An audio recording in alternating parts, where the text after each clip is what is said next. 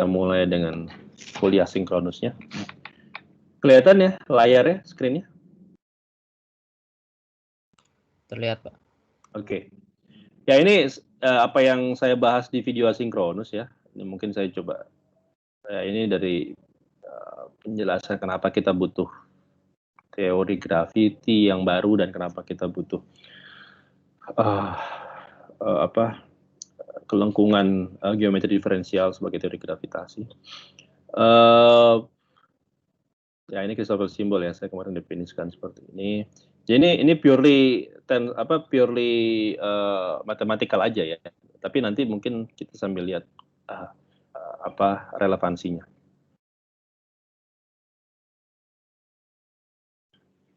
Ini juga beberapa useful formula ya yang kita bisa konstruksi dari definisi Christoffel simbol dan juga tensor metrik ya.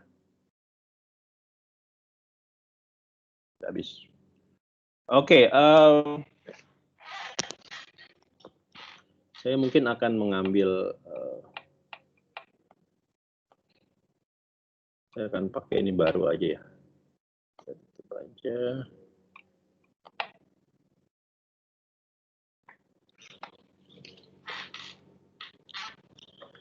Oke.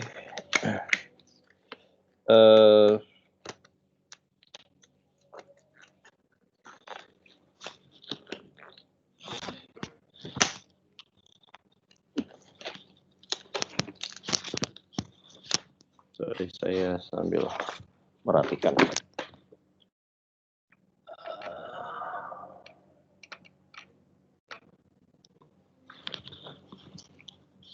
Jadi saya sudah membahas sampai situ, maka saya akan melanjutkan ke apa yang kita namakan sebagai kovarian derivatif. Ya, yang tadi saya singgung tadi ya. Tentunya Anda telah mengenal mengenai istilah kovarian derivatif itu ketika kita membahas mengenai teori gauge ya. Ketika membahas teori gauge ya kan kita mengkonstruksi yang namanya kovarian derivatif ya untuk suku kinetik dari medan ya, medan ya, dalam hal ini medan skalar ya kita gunakan kan, karena medan Maxwell itu sudah gauge invariant. Medan skalar kita konstruksi kovarian derivatifnya.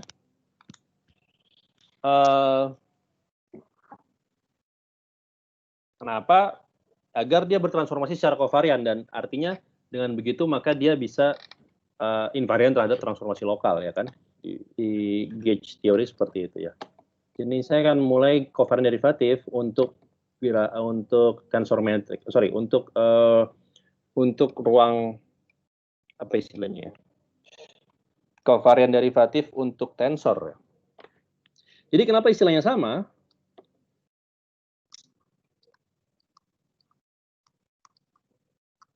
Kovarian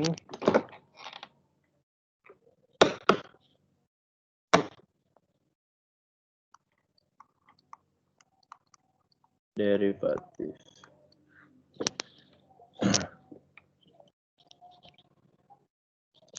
Kenapa sih? Susah dikontrolnya.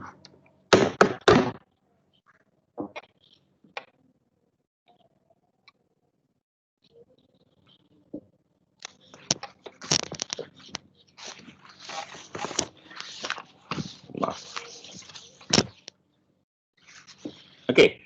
Nah, jadi sejauh ini di dua video terakhir saya membahas mengenai aljabar dari tensor ya. Aljabar dari tensor metrik maksud saya. Sekarang saya akan meninjau kalkulusnya. Misalnya gini, kita tinjau kembali kontravarian tensor ya.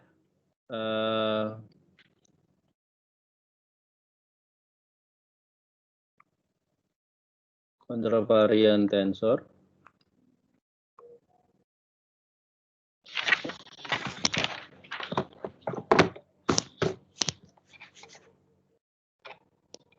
Bentar, ini stylusnya agak aneh.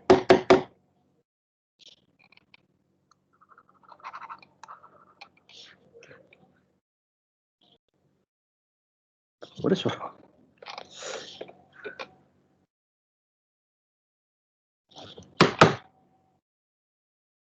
Apa dia tidak bisa dikontrol?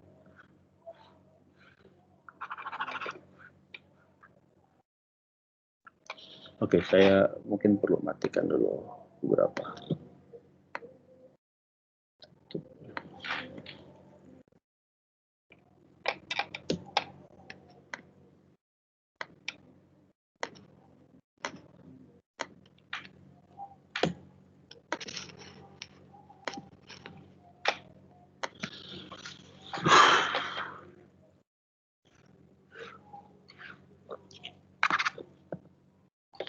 Sorry, saya mengalami kesulitan mengontrol saya.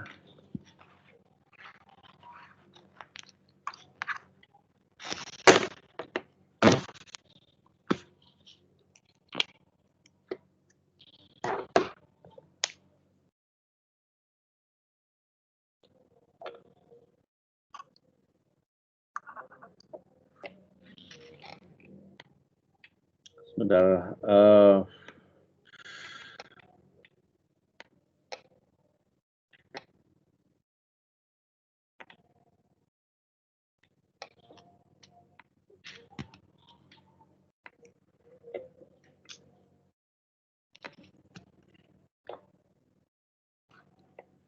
Mohon maaf. Suka begini kadang-kadang kalau koneksinya jelek. Oke. Kovarian tensor itu kan didefinisikan, kontravarian tensor didefinisikan sebagai seperti ini ya. Dia bertransformasi secara kontravarian.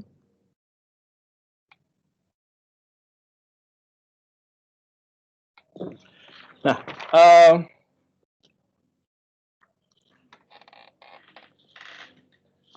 kita tahu kalau saya lakukan operasi aljabar pada kontravarian tensor, misalnya saya lakukan operasi kontraksi gitu ya, kontravarian tensor dengan suatu kovarian tensor, maka hasilnya adalah skalar dan itu juga valid di ruang yang umum, artinya ruang yang tidak datar, ya kan? Hasil ini valid untuk ruang yang umum. Kenapa? Karena G mu itu juga berperilaku seperti eta mu ya. Dia bisa untuk menaik turunkan indeks, ya kan? Dan dia juga mengalami kontraksi. Dan prinsipal sama.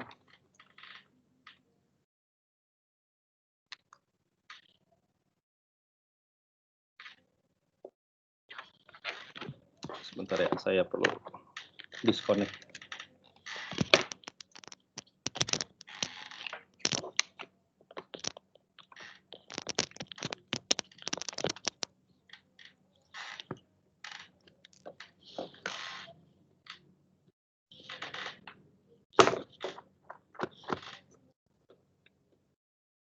Oke.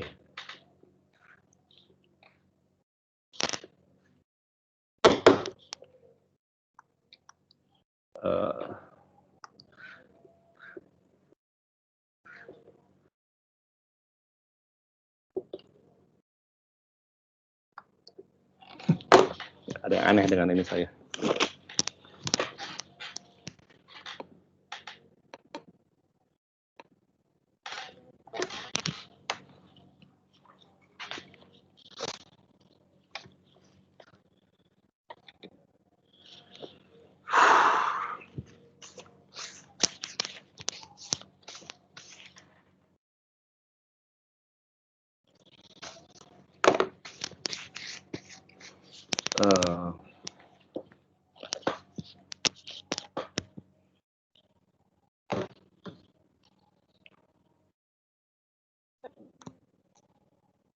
Mohon maaf ya, ini ada trouble teknis. Kadang-kadang suka jelek begini sistemnya.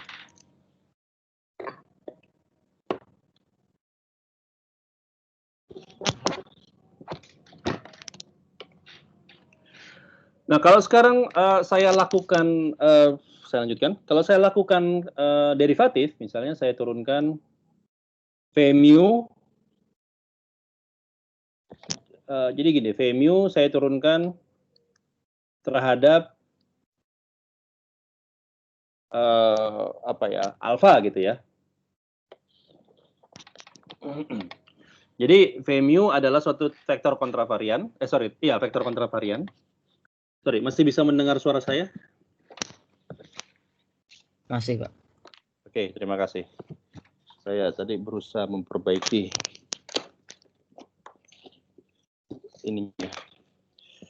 Ya, sekarang kalau saya punya, tadi saya ulangi, kalau saya punya vektor kontravarian, ya, lalu vektor kontravarian ini saya turunkan, saya derivatifkan, ya. Pertanyaannya adalah, apakah derivatif dari vektor ini adalah juga vektor atau tensor gitu ya? Maksudnya gini, apakah derivatif dari suatu tensor itu tensor juga? Saya gunakan istilah umum tensor aja karena F mu ini vektor kontravarian ini kan juga sebenarnya tensor ya, tensor rank 1 kontravarian. Jadi saya gunakan istilah tensor secara umum. Nah, tadi kembali ke pertanyaannya, apakah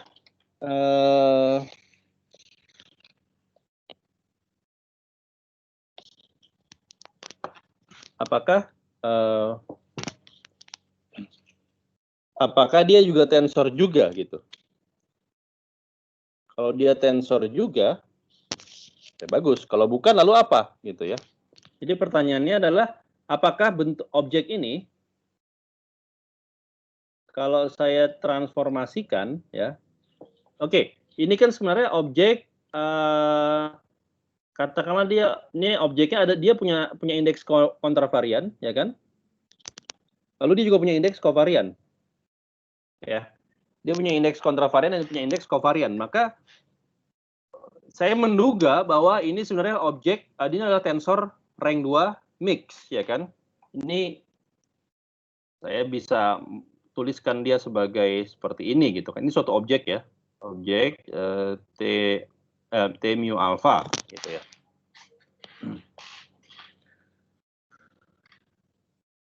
Kan sama dengan bukan ini tapi sama dengan gitu. Kenapa sih ini? Aduh.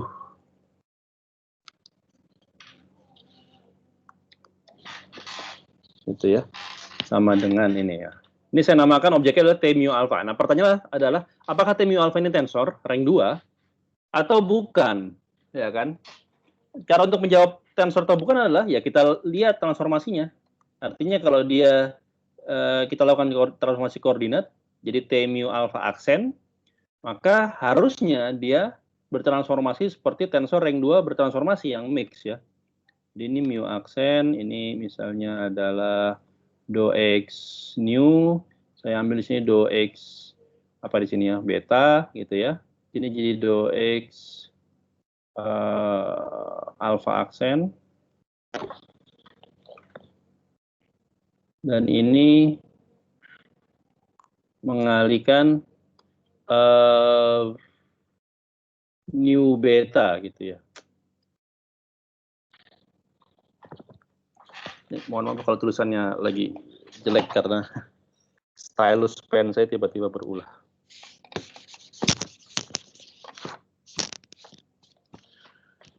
Oke, pertanyaan kan ini kan, artinya kalau dia tensor maka dia harus bertransformasi seperti ini gitu kan. Nah, sekarang kita cek aja apakah derivatif dari vektor kontravarian itu bertransformasi seperti ini gitu ya. Ceknya gimana? Ya kita cek, sesuaikan saja.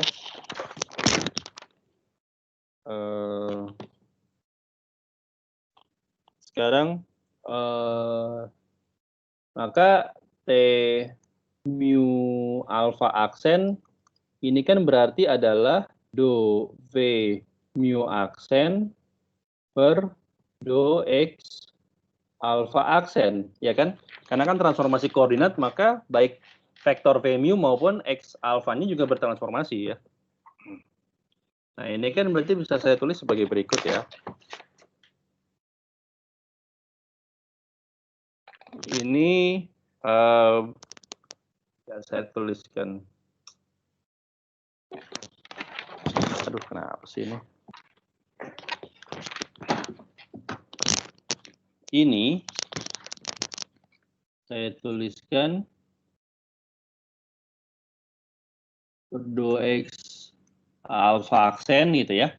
Dari apa? Ya dari Vemu aksen, yaitu tadi adalah do X mu aksen, do X new. Sorry.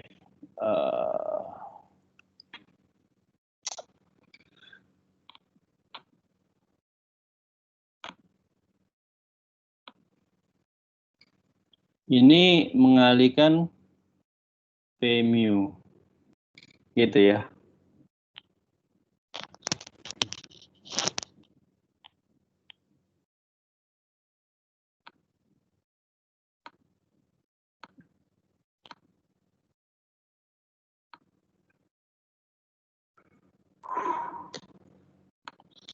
Oke.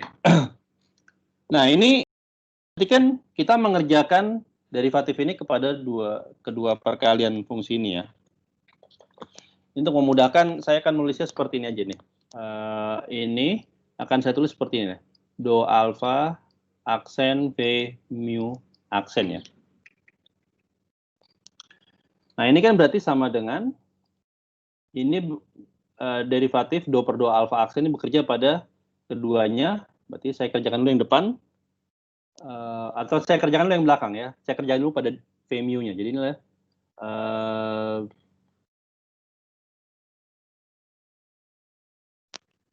do X mu aksen, do X new, do alpha aksen V mu gitu ya. Ditambah ya ini ya do oke, mungkin saya akan langsung menggunakan aturan rantai untuk memudahkan.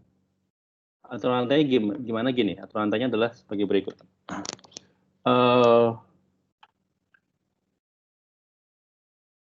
Ini koefisien transformasinya sama. Nah, tapi do per do X alpha aksen, ya oke, mungkin saya bisa tulis di sini dulu ya. Do per do X alpha aksen ini bisa ditulis sebagai do X rho, do X alpha aksen, do X rho bekerja pada itu semua tadi ya.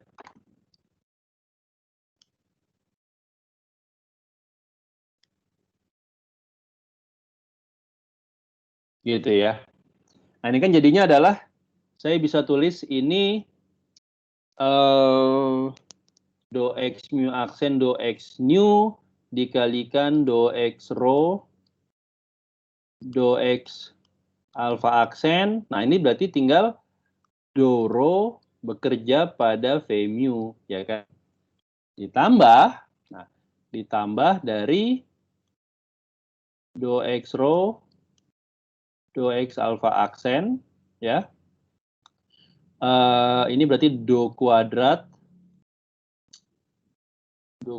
X mu aksen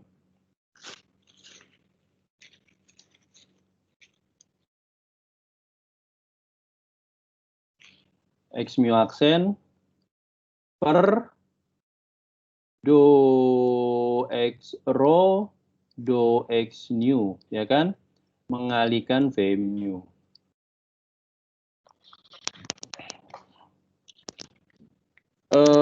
Sorry, bukan V mu, V new ya. Saya salah.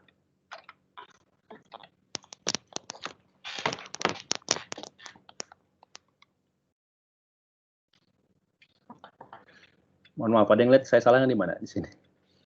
Bukan V mu tapi V new ya.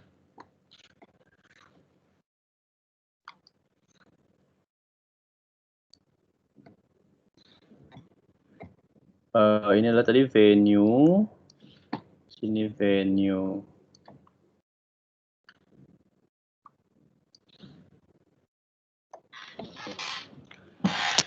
Oke.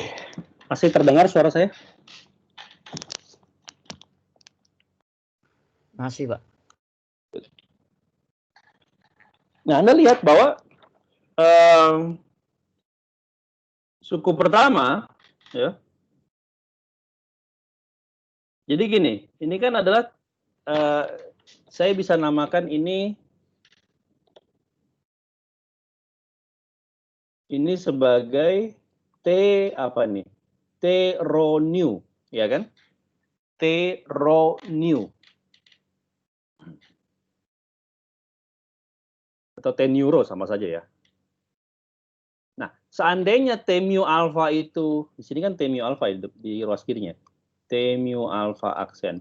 Seandainya T mu alpha itu adalah tensor rank 2 dan mixed, maka dia harusnya bertransformasi seperti di suku pertama ruas kanan ini, ya kan?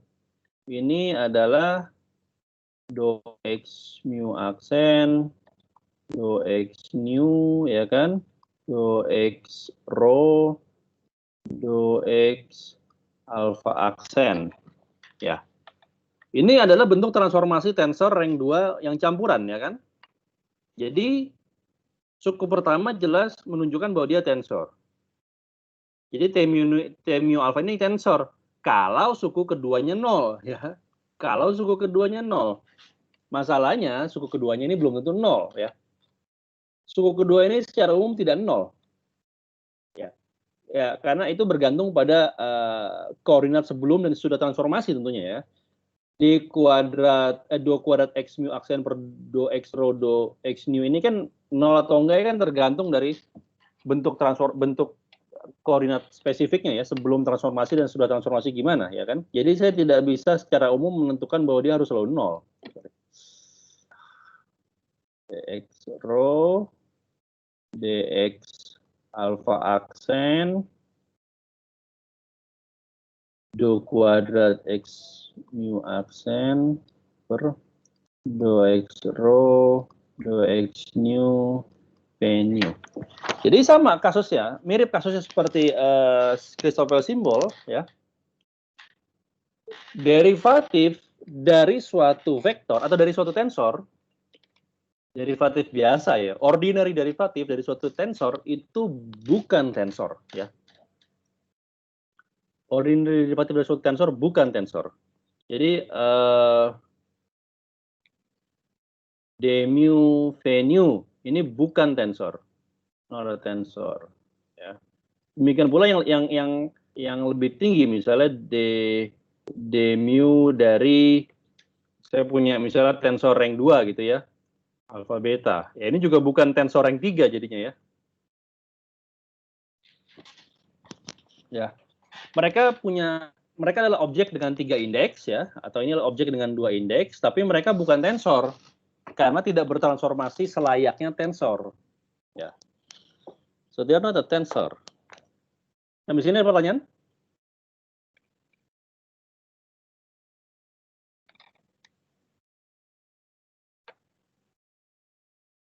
Nggak ada pertanyaan?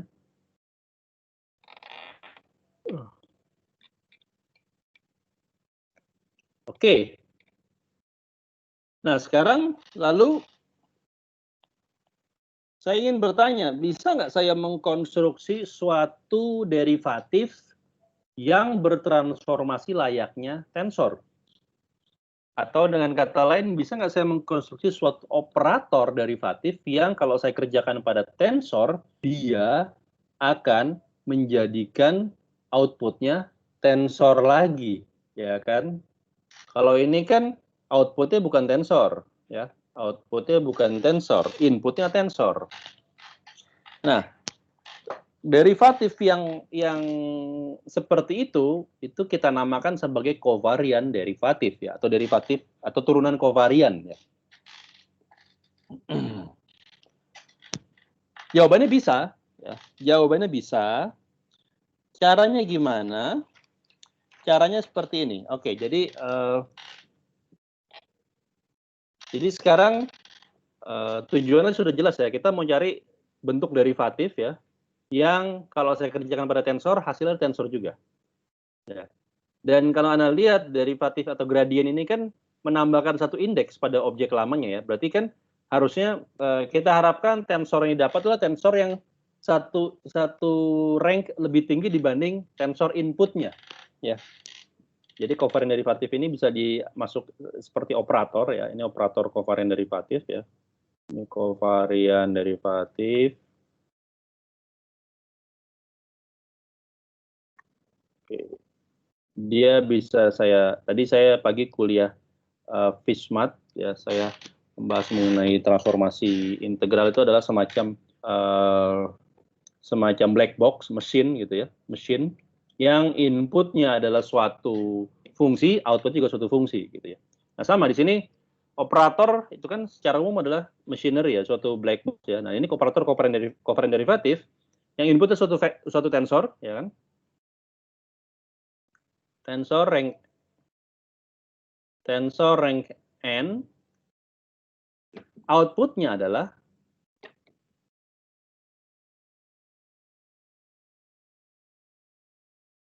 tensor rank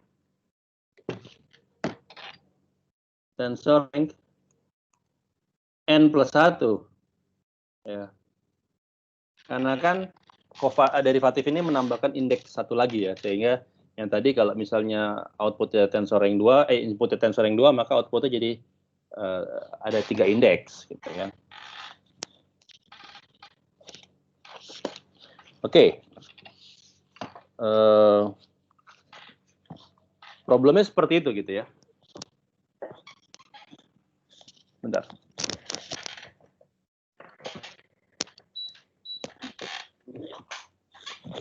Nah, pertanyaannya bisa apa enggak kita dapatkan seperti itu gitu kan.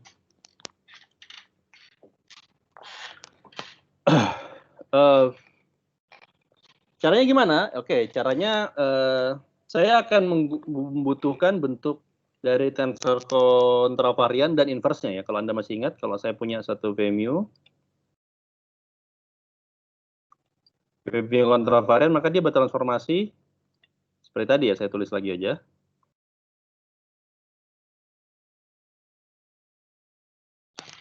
Nah, artinya apa? Artinya kalau sekarang saya lakukan inverse transformation ya,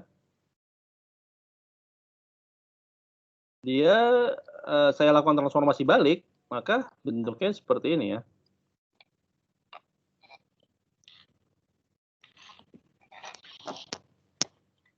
Bentuknya adalah seperti ini, dx new aksen, itulah v new aksen. Oke. Ini transformasi kontravarian dan inverse-nya ya. Saya akan menggunakan bentuk ini.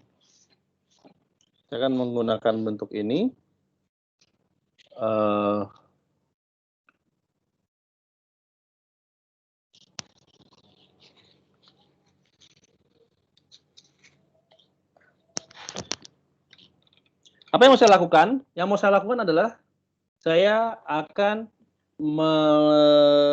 mengerjakan derivatif pada transformasi inverse ini. Jadi di sini saya akan melakukan do alpha katakanlah dari V mu, maka ini dapat saya tulis sebagai ya ini kan do alpha dari do x mu aksen V new aksen ya. Ini sama dengan, nah do alpha ini kan do per do x alpha, maka saya bisa seperti tadi ya, saya bisa tuliskan sebagai alpha ini kan bisa saya tulis sebagai do x rho aksen per do x alpha do per do x rho aksen. Jadi sebaliknya ya, saya nyatakan do alpha dalam sebagai transformasi inverse-nya gitu ya. Nah, ini saya kerjakan pada apa yang dalam kurung ini.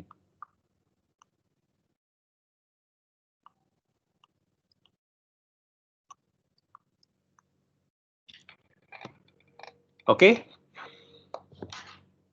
Ya, ini kan tinggal diuraikan aja hasilnya ya. Ini hasilnya adalah Pertama saya punya X row aksen.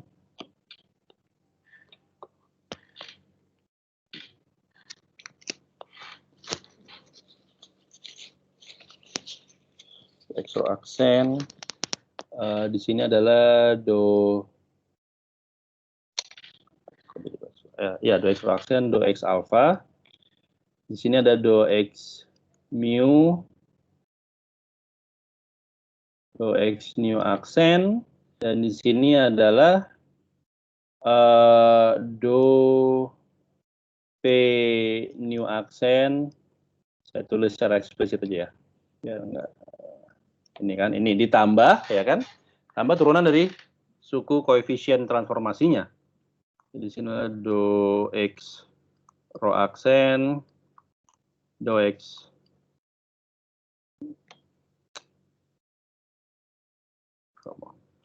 alpha, do kuadrat X mu, do X row aksen, do X new aksen. Ini kalikan V new aksen, gitu ya. Ya, sampai sini ya. Sampai sini ada pertanyaan? Nah,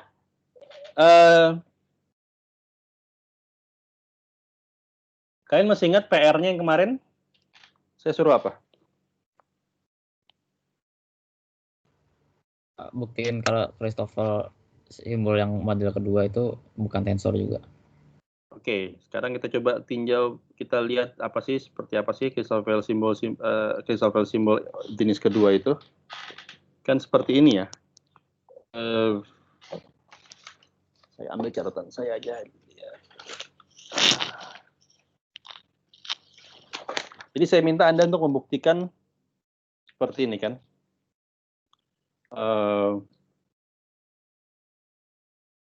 Aksen, rho sigma itu bertransformasi ya kan,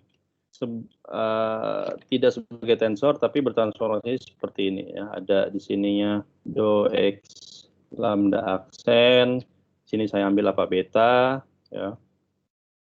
Di sini do X mu, do X row aksen, di sini do X new, do X sigma aksen. Ini mengalihkan beta mu nu gitu ya. Nah, ada suku tambahan yang membuat dia bukan tensor ya. Do X lambda aksen, do X beta, do kuadrat X beta, do X sigma aksen, do X row aksen, seperti ini ya.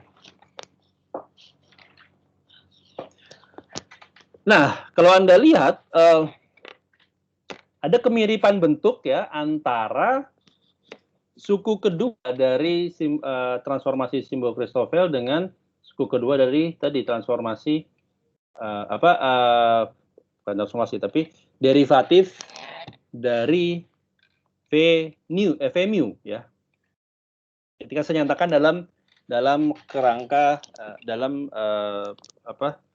bentuk yang sudah ditransformasikan. Saya bisa meminjam bentuk ini jadinya ya. Maksudnya gimana? Maksudnya gini. Sekarang kita tinjau dulu ya simbol Christoffel ini, maka saya bisa menulis simbol Christoffel seperti ini kan ya. Do X lambda aksen. Ini style saya lagi sangat tidak bisa berkompromi. Ada apa sih ini?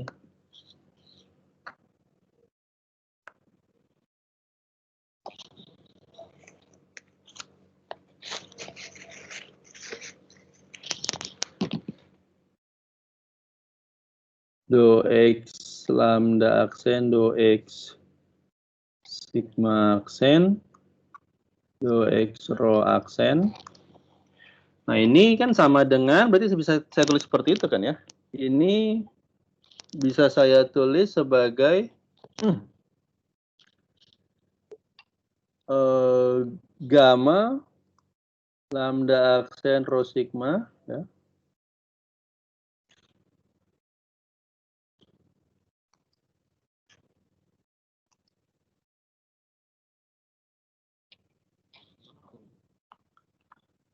dikalikan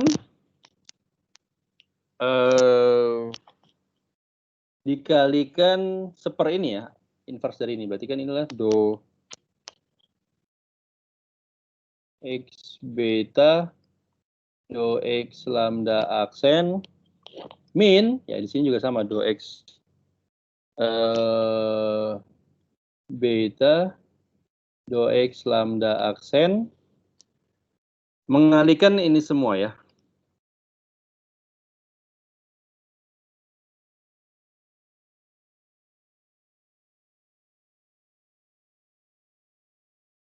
X beta do x mu do x rho aksen do x nu do x sigma aksen. Ini adalah, jadi sebenarnya yang saya lakukan adalah saya menyatakan ini sebagai sisanya, ya kan? Itu aja.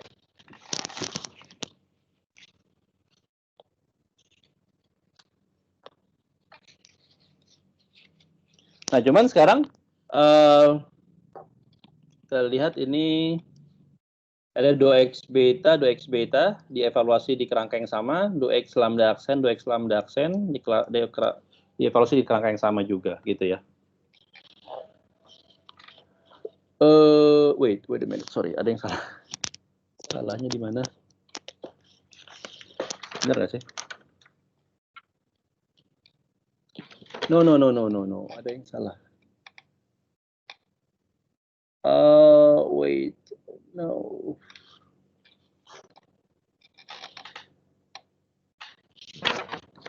Ini saya jadi kacau. Apa sih yang mau saya tulis di sini kok jadi ngaco gini sih? Mohon maaf. Ada yang mengikuti saya nggak? Kayaknya saya salah dari awal di sini. Halo. Kenapa, Pak?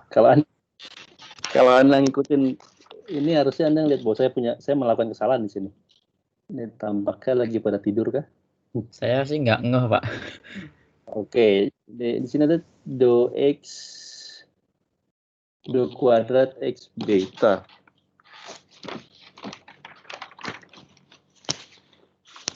Do kuadrat x beta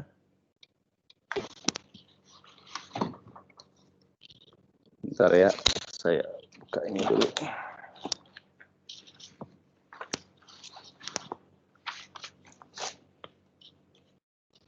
Do kuadrat x beta. Saya mau nulis di sini adalah tadi ini harusnya do kuadrat x beta di sini.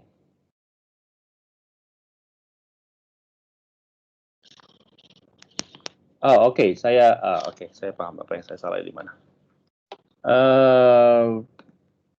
Saya hapus dulu ini.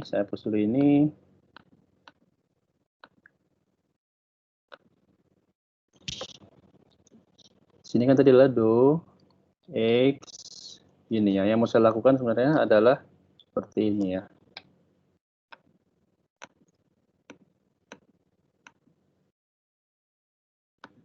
Ini kan di sini saya punya,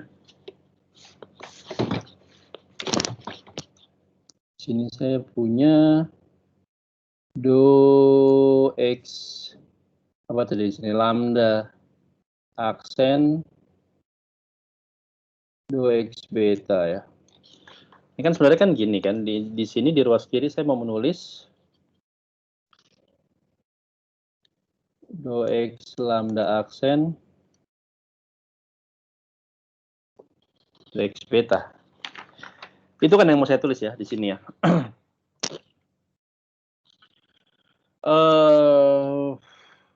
Ya ini. Jadi kan saya menyatakan bagian ini sebagai sisanya, ya kan? Oh, maka berarti di sini nggak ada. Suku ini nggak ada. Suku ini nggak ada, oke. Oke, benar nggak? Ya, benar, Pak. Oke.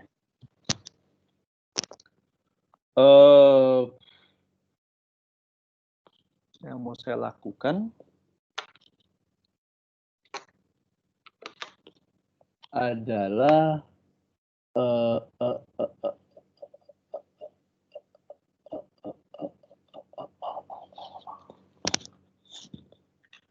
nah, saya bisa kan menyamakan, bukan menyamakan ya, tapi menggunakan ekspresi ini ke sini ya. Ya kan? Karena kenapa? Karena sama di sini pengalinya di sini adalah koefisien untuk transformasi kontravarian, yaitu aksennya di atas, ya kan? Sedangkan yang turunan keduanya ini, yang di bawah ini semuanya mengandung aksen. Jadi mirip ya. Tinggal saya labeling aja masalahnya kan? Ya enggak. Sekarang artinya apa? Artinya sekarang kalau saya mau menuliskan ini do ro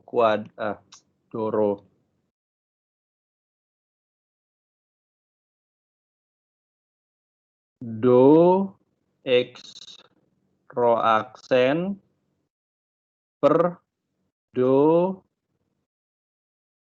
x alpha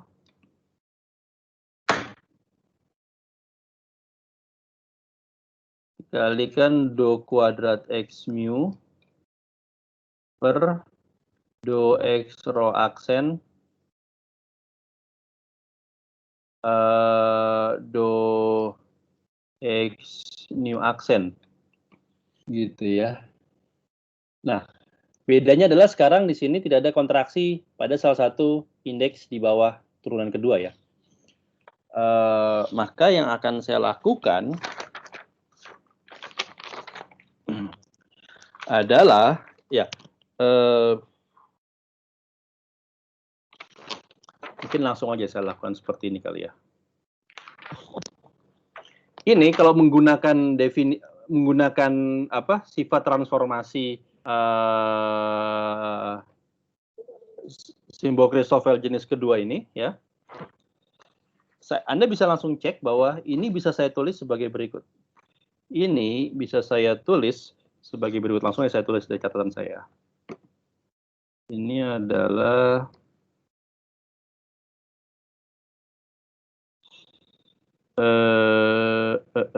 oke, saya ambil ini lambda aksen.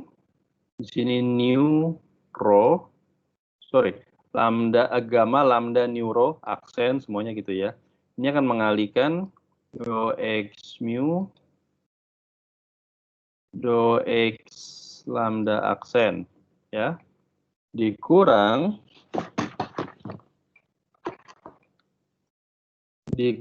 di sini ada do x, saya akan menggunakan kappa untuk do x new aksen, do x sigma, do x rho aksen, dan inilah gamma dari mu kappa sigma. Ya.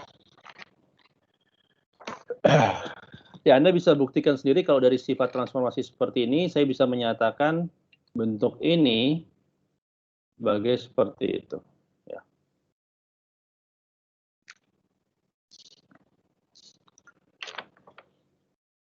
Maka saya lanjutkan.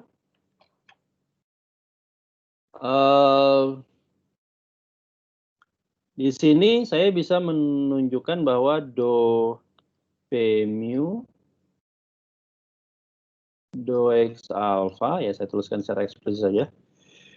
Ini adalah suku pertamanya sama seperti tadi, do x mu, do x new aksen, do x rho aksen, do x alpha. Di sini adalah do v new aksen per do X rho aksen, ya sama seperti yang tadi di atas ini ya. Ini. Nah, suku keduanya itu saya tambahkan dari, ya ini semua berarti ya. Ini semua mengalihkan venue aksen. Ya. Jadi ini saya tulis, ini mengalihkan venue aksen. Ini mengalihkan venue aksen, ini mengalihkan venue aksen. Jadi di sini saya punya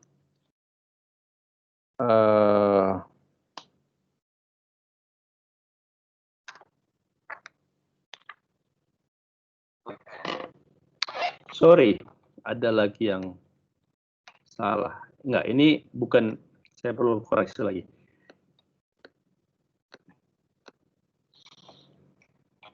Jadi yang Anda bisa cek bahwa yang saya maksud tadi transformasinya ini ya.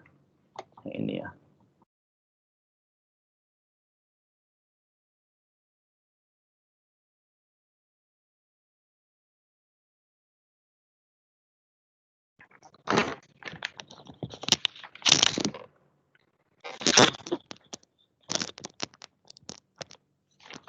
Dan itu akan sama dengan ini ya. Itu sama dengan ini.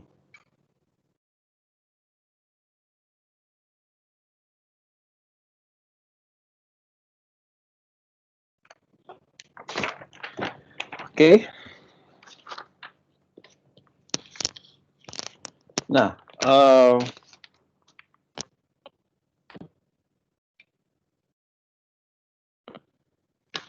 maka berarti, oke, Anda bisa cek bahwa ini adalah, sorry, lambda neuro, ini aksen, ini mengalihkan do X mu, do X lambda aksen, ini ada do X rho aksen, do X alpha, mengalihkan V new aksen. Ya. Lalu dikurang, ya kan, ini kan seperti ini ya. Kan ada do X rho aksen, dikurang, saya tulisnya di bawah sini, dikurang bagian yang ini ya. Jadi di sini do X rho aksen, do X alpha, mengalihkan do X kappa, do X new aksen, mengalihkan do X sigma, do X rho aksen, mengalihkan gamma, mu, kappa, sigma. Ya. Nah, tapi Anda lihat bahwa di suku yang terakhir ini, di ruas kanan, do X rho aksen, cancel dengan do X rho aksen, dan sehingga ya saya punya do X sigma per do X alpha, ya kan? Do X sigma per do X alpha itu tiada lain dari ambil seperti ini. Jadi bentuk yang ini gitu ya, yang saya lingkari.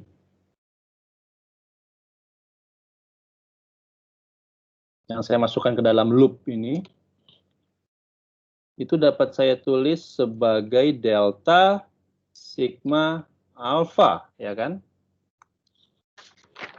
Delta sigma alpha. Maka di sini saya akan nulisnya do X mu, sorry ini X mu gitu ya. X new aksen, do X rho aksen, do X alpha, inilah do V new aksen, do X rho aksen, ya kan? Ditambah suku kedua ini adalah do X mu, saya tulis dulu koefisien transformasinya ya. Ini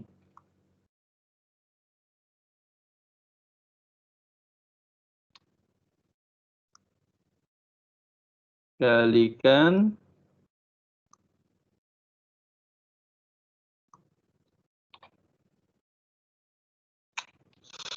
aduh, ini payah banget sih ini stylusnya. Ada apa?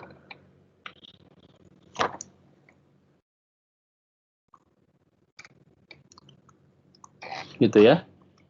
Dikurang ya suku terakhir.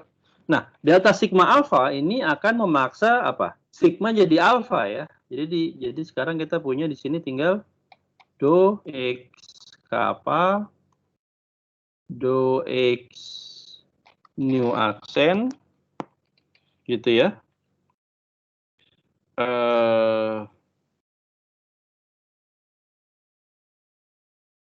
Do x kappa do x new aksen. Oh sorry, ini belum dikalikan v new aksen ya. Ini v new aksen. V new aksen ya. Dikalikan gamma mu kappa sigma, kappa alpha di sini ya. Sudah ganti dengan alpha ya. V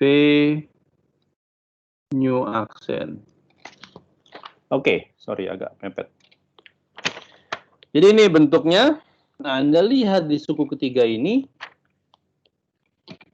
Suku ketiga ini do x kappa do x new aksen mengalihkan v new aksen itu kan transformasi inverse dari v new ya gitu ya. Jadi Anda lihat bahwa ini semuanya dapat saya tulis sebagai gamma mu kappa alpha dikalikan v kappa ya kan. V kappa ini didapat dari do x kappa do x new aksen mengalihkan v new aksen ya. Oke. Nah,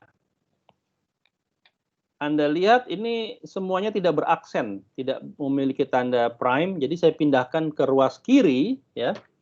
Jadi saya pindahkan ke ruas kiri sehingga di ruas kiri saya punya do v mu do x alpha ditambah gamma mu alpha kappa p kappa. Nah, di ruas kanan ini saya punya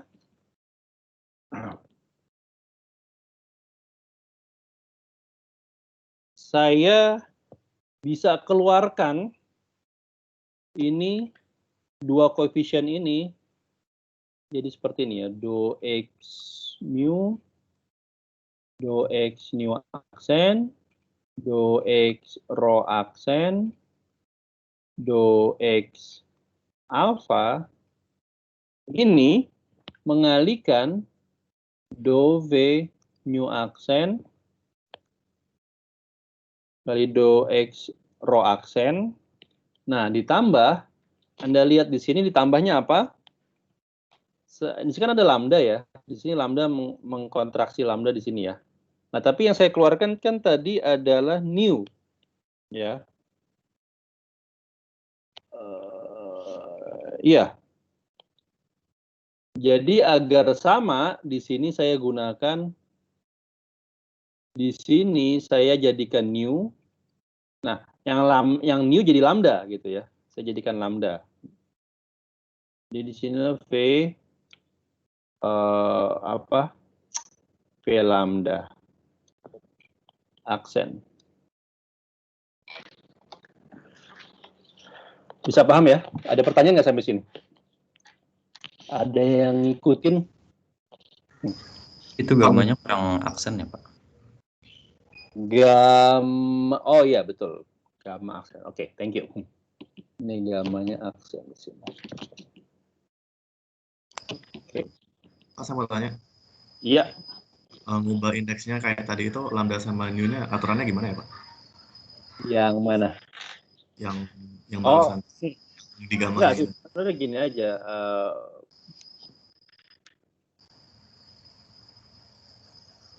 Sebenarnya gini ya. Kan kalau saya pull out Oke, kalau saya pull out, kan di sini kan saya punya, sorry saya nggak bisa bergerak banyak karena ini saya lagi jelek banget ya. Kan saya punya do x mu, do x new aksen ya kan, mengalihkan do x mu, do x new aksen, do x rho aksen, do x alpha ya kan. Di sini ada do x mu, do x lambda aksen ya. Di sini do x rho aksen, do x alpha. Jadi ini sama, tinggal ini doang yang beda kan. Nah, kalau saya mau keluarkan kedua koefisien transformasinya, ya kan seperti ini, itu kan artinya saya melakukannya di dalam ini sebenarnya tuh ada apa yang tadi mau saya katakan ya.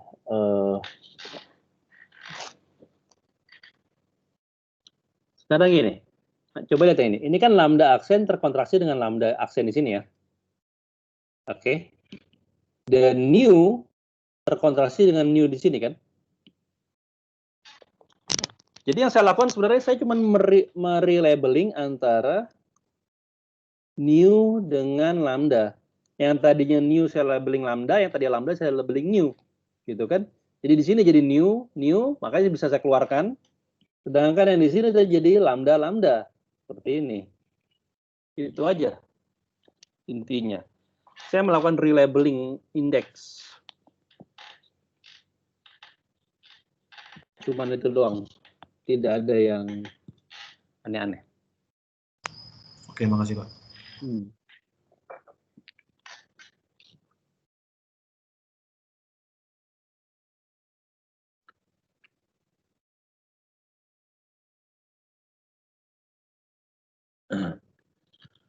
Oke. Tapi apa ini? Ini sesuatu yang menarik. Menariknya di mana? Anda lihat, apapun bentuk ini ya, jadi di ruas kiri ini semuanya tidak beraksen, di ruas kanan ini semuanya beraksen. Jadi kan seperti transformasi inverse ya. Ini adalah transformasi inverse dari suatu objek, ya. Dan objeknya ini jelas adalah tensor. Kenapa? Karena dia punya koefisien transformasi. Ada 2, berarti ini tensor yang 2. Ya. Jadi objek ini adalah suatu tensor, karena dia bertransformasi seperti tensor yang 2. Jadi sekarang kalau saya boleh mendefinisikan, ya, operator del, tapi dengan indeks ya, del alpha gitu ya, bekerja pada V mu, ini sebagai do V mu, do X alpha ditambah gamma mu alpha kappa V kappa. Jadi kalau boleh saya mendefinisikan suatu operasi seperti ini ya, maka Anda lihat bahwa objek ini adalah tensor ring 2 karena dia bertransformasi atau bertransformasi inverse seperti ini ya kan, do X mu, do X new aksen, do X rho aksen, do X alpha gitu ya. Dari apa? Dari ini adalah berarti di sini saya punya rho dan di sini V new gitu ya. Ini del rho aksen, V new aksen ya. Ya kan dari hasil ini. Oke. Nah, ini berarti sekarang sudah menjawab pertanyaan di awal saya tadi kan. Bisa nggak saya mengkonstruksi suatu operator derivatif ya yang bertransform secara kovarian ya. Transform covariantly, bertransform secara kovarian artinya dia tidak merusak kovariansi tensornya gitu. Kalau saya punya suatu tensor, saya kerjakan operator ini pada tensor tersebut, saya menghasilkan tensor lagi ya. Jawabannya ada, bisa. Yaitu ini dia yang kita namakan sebagai kovarian derivatif ya. Jadi inilah yang dinamakan sebagai kovarian derivatif. Ini objek ini ya.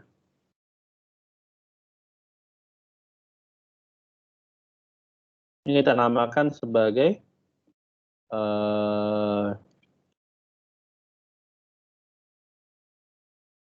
kovarian gitu ya.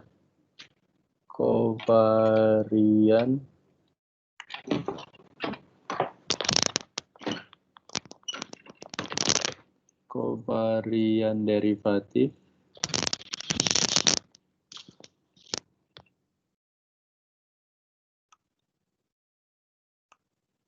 untuk apa? Of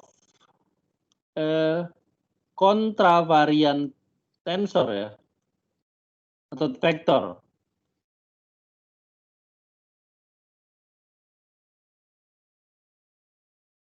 Gitu ya. Jadi ini adalah suatu kovarian derivatif yang bekerja untuk kontravarian vektor. Seperti ini definisinya. Terus ini ada pertanyaan? Dan kita sudah lihat bahwa ini bertransformasi sebagai tensor. Jadi kalau saya punya vektor kontravarian, saya kerjakan kovarian derivatif, outputnya adalah tensor rank 2. Ya, tensor rank 2-nya adalah di sini mix, gitu ya. Tensor rank 2 campuran. Karena kita definisikan kovarian derivatifnya itu indeksnya kovarian di bawah. Nah, bagaimana kalau saya mau mencari kovarian derivatif untuk kovarian vektor? Ya. Anda bisa lakukan hal yang sama, tapi sekarang untuk kovarian vektor ya. Jadi maksudnya, sini Anda bisa lakukan hal yang sama. Kalau saya punya kovarian vektor, maka transformasi inversnya seperti apa? Lalu saya kerjakan operasi derivatif pada transformasi inverse tersebut.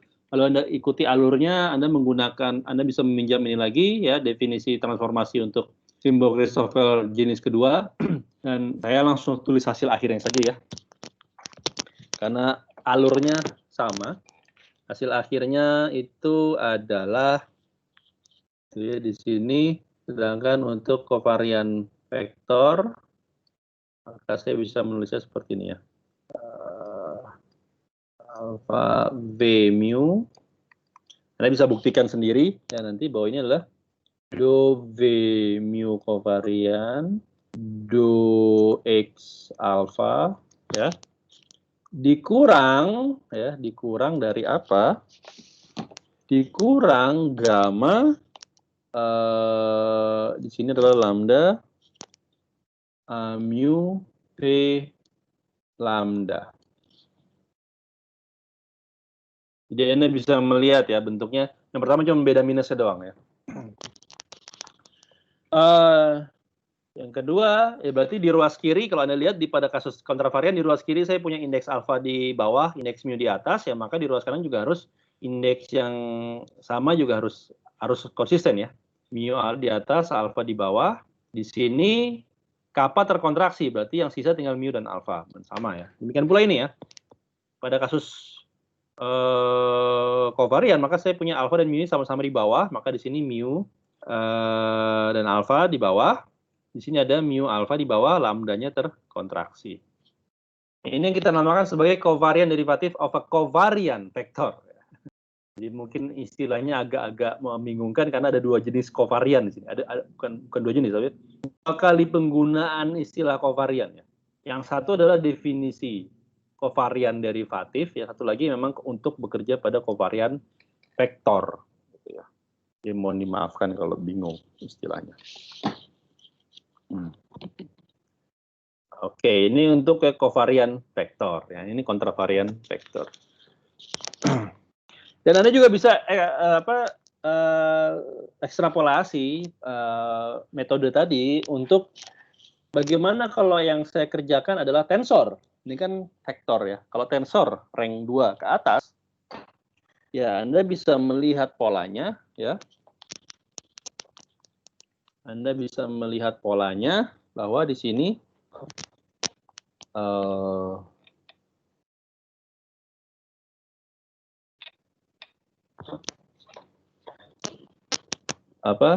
Langsung aja saya tulis ya, Anda bisa buktikan sendiri ini. Anda bisa buktikan sendiri. Misalnya saya punya,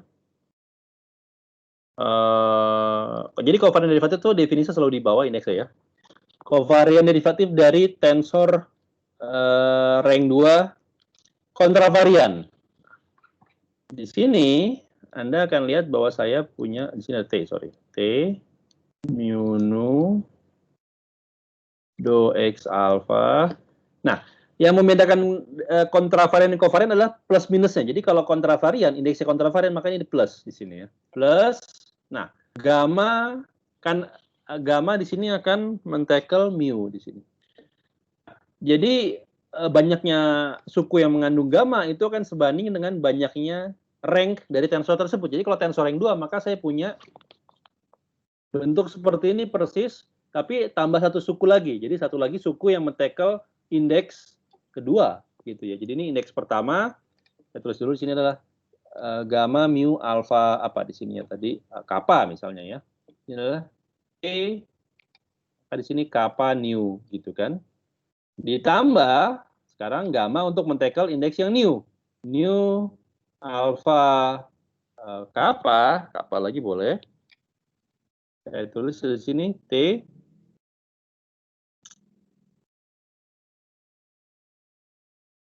Aduh, ini kenapa? T dari mu kappa. Oke. Bagaimana kalau yang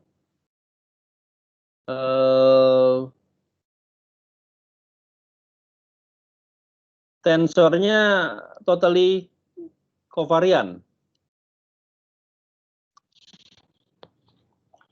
Ya, berarti dua-duanya minus ya, gitu ya. Anda punya dua gamma, suku gamma dan dua-duanya minus. Maka di sini T mu nu do X alpha minus gitu ya, gamma. Nah, di sini apa? Anda bisa cek lagi. Nanti di sini ada lambda, di sini saya akan men-tackle yang mu dulu, baru di situ yang nu ya. Jadi di sini alpha mu T lambda nu dikurang ya. Di sini lambda lagi boleh alpha nu ya, mengalihkan T mu lambda gitu ya. Jadi bisa kelihatan polanya ya. Dan ini berlaku kalau misalnya indeks rank tensornya sembarang ya. Kalau Anda punya rank 3, tensor rank 3, Anda kerjakan covariant derivatif, depannya pasti sama kayak gini. Depannya adalah ordinary derivatif ya. Lalu ada 3 suku yang mengandung gamma ya, masing-masing untuk men-tackle indeks dari rank tensor tadi gitu ya.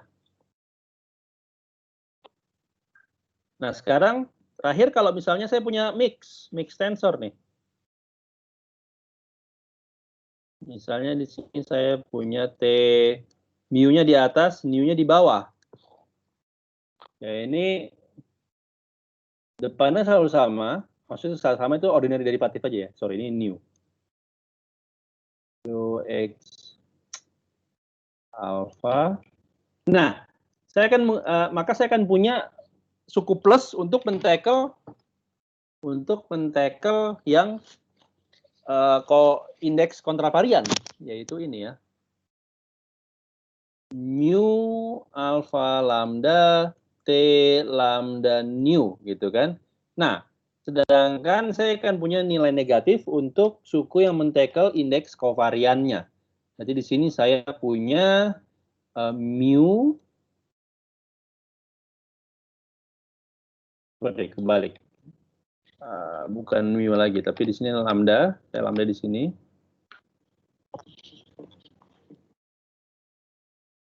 Lambda alpha nu gitu kan dari T mu lambda. Oke, ini minimal untuk yang tensor rank 2 saya bisa nyatakan seperti ini. Anda bisa generalisir untuk tensor rank n ya. Bagaimana covariant derivatifnya. Dan ya, kalau misalnya saya punya, ingat kan kalau saya punya vektor V mu, saya kerjakan operator do per do X alpha gitu kan. Saya bisa tulis do alfa, atau ini bisa ditulis seperti ini ya, koma. Jadi kalau Anda melihat ada tulisan koma, itu maksudnya adalah ini turunan terhadap X alfa gitu ya. Nah, sekarang kalau saya kerjakan operator kovarian derivatif terhadap sembarang vektor, maka Anda akan lihat ini istilahnya atau simbolnya itu adalah titik koma. Jadi kalau Anda lihat titik koma, V mu titik koma alfa itu maksudnya adalah kovarian derivatif bekerja pada V mu. Maka itu del alfa bekerja pada V mu gitu ya. Sampai sini ada pertanyaan nggak? Silakan yang ingin bertanya. Artinya dia ngikutin Leibniz rule, Pak? Del alpha mengikuti Leibniz rule, ya, seperti kovarian biasa. Well, ya ini bisa dicek sih. Ya, dia akan mengikuti. Oke, kalau sekarang saya punya tensor rank 0, sekarang ini, kalau saya punya tensor rank 1, ya, saya punya tensor rank 1 atau vektor, saya kerjakan kovarian derivatif, saya dapatkan tensor rank 2, ya kan? Karena ini tensor rank 2 kan? Objek ini kan tensor rank 2. Kalau saya punya tensor rank 2, saya kerjakan kovarian derivatif, saya punya tensor rank 3, ya. Ini tensor rank 3. Maunya ini. Bagaimana kalau saya punya tensor rank 0, saya kerjakan kovarian derivatif pada dia? Jadi, ya ini juga Anda bisa cek bahwa kalau saya kerjakan kovarian derivatif pada tensor rank 0 atau skalar, ya kan? Tensor rank 0 kan skalar ya. Maka ya dia akan menjadi hanya ordinary derivatif saja. Artinya apa? Ini jadi tensor rank 1 atau jadi vektor ya. Leibniz rule itu apa aja? Saya lupa. Bisa diingatkan nggak? Oh, yang biasa sih, yang ini aja, yang chain rule. Misalnya X kan. Turunan dari perkalian dua buah fungsi kan berarti kan turunan dari fungsi pertama kali fungsi kedua dan seterusnya gitu kan? Iya. Itu lalu apa? Turunan dari pembagian dua fungsi gitu. Seperti urutan ini ya, urutan apa? Maksudnya sifat-sifat derivatif gitu ya. Iya. Ya, ikuti, tapi ada satu sifat yang dia tidak harus tidak diikuti ya secara umum ya. Anda lihat kalau ordinary derivatif itu kan ordinary derivatif itu kan komutatif ya. Maksudnya apa? Do alfa, do beta bekerja pada sesuatu gitu ya. Pada suatu V mu. Ya katakanlah ini di ruang flat gitu ya, di ruang datar. Ini kan sama ya. Ini kan sama dengan do beta, do alfa, V mu. Kalau di ruang datar ya kan. Tapi sekarang Anda akan ya bisa buktikan dengan mudah bahwa ini operator ini tidak sama kalau saya pertukarkan. Jadi tidak komutatif ya.